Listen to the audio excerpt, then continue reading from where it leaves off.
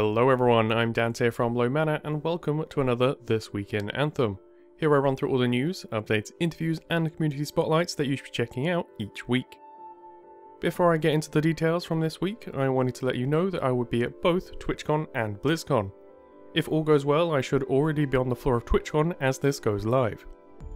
This means next week there won't be a This Week in Anthem, but I'll be sure to do a catch-up episode once I return.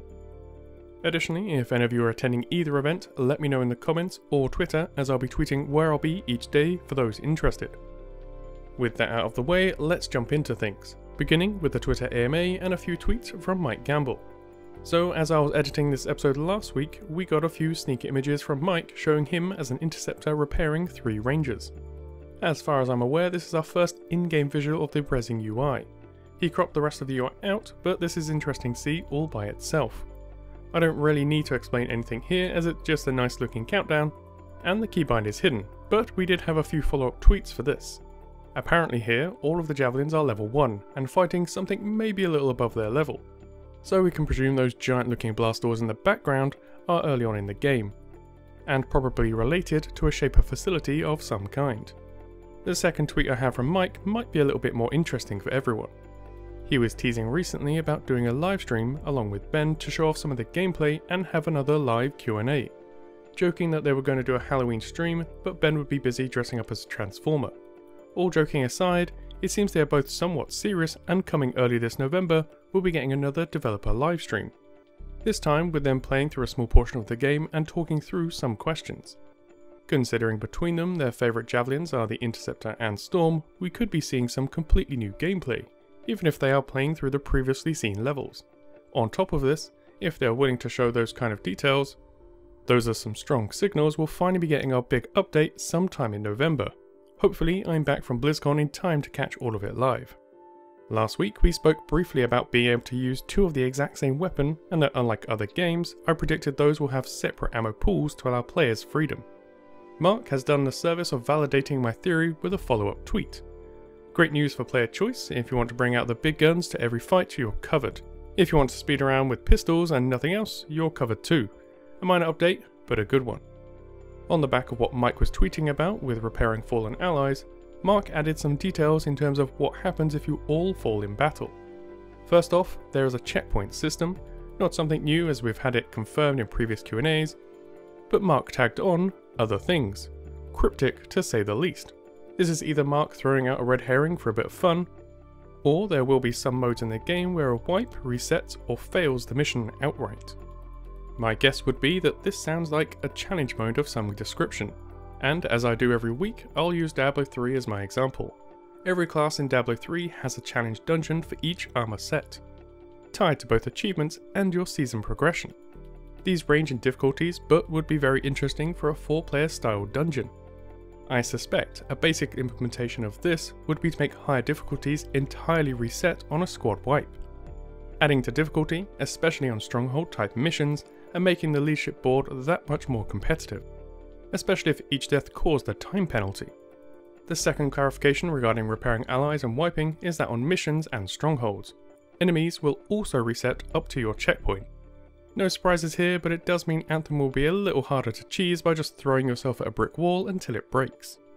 A topic we've seen almost no information on, other than Anthem uses dedicated servers, is how some of that connection, or in this case reconnection, works.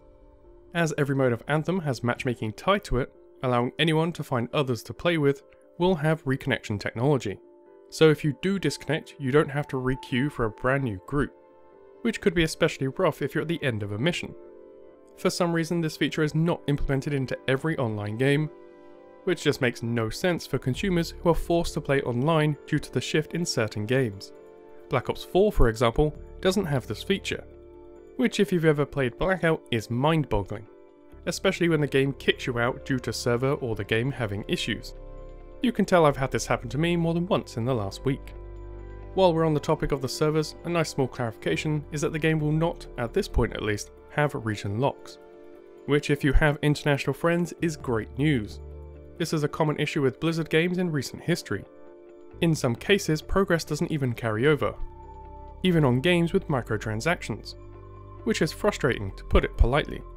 Luckily for us this won't be an issue, We can play with friends all over the world. Next step, cross-platform, so anyone and everyone can play together as one giant community. That one might have to be put on a shelf for a while though, at least until after launch.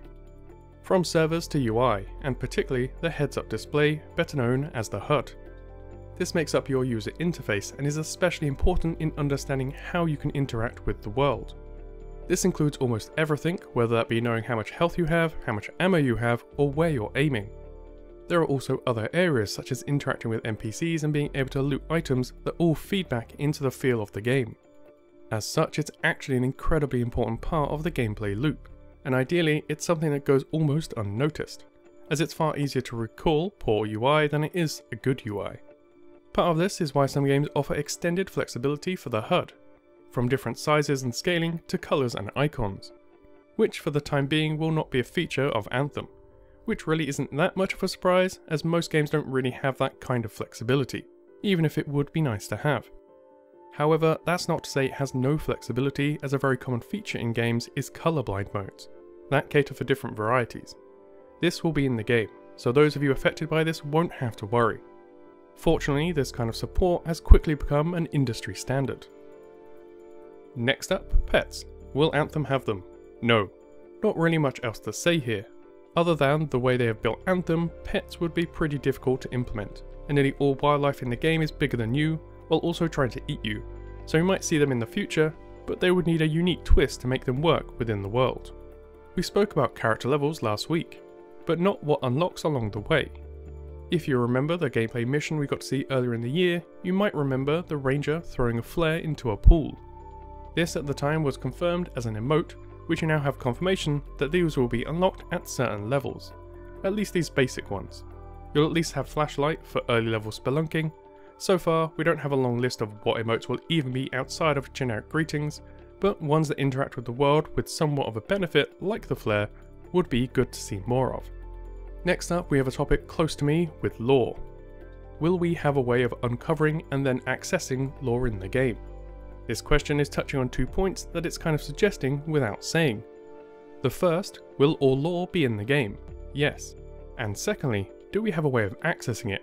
Presumably through some form of archive, bestiary, or even a grimoire perhaps. The demand for these has been growing in games to help lore nerds like myself make sense of the deeper meanings to the world around us. During missions, it's very easy to overlook or just not come into contact with specific lore. So having a way of going back and reading text for items you've found is always useful. And it's worth noting, we have already seen this in game, with the rune discovered in the E3 gameplay. The second part is more of a slight at other games who require you to leave the game to have any idea of who, what, and why anything is happening in the game. An increasingly common tactic, which I personally feel detracts from the gameplay experience. Supporting context is great, but when the internal game story starts to suffer as a result, you've made a mistake somewhere. On the plus side, at least there are people like me that will dig through it all to make sense for the wider player base. That's it for today, but as always, if you have any feedback on today's episode or any of the topics covered, or anything that I've missed, let me know in the comment section below. If you enjoyed this episode, then please leave a like, or a dislike if you prefer. You can subscribe to support the channel, and hit the bell for notifications. But until next time, I've been Dantir, thanks for watching.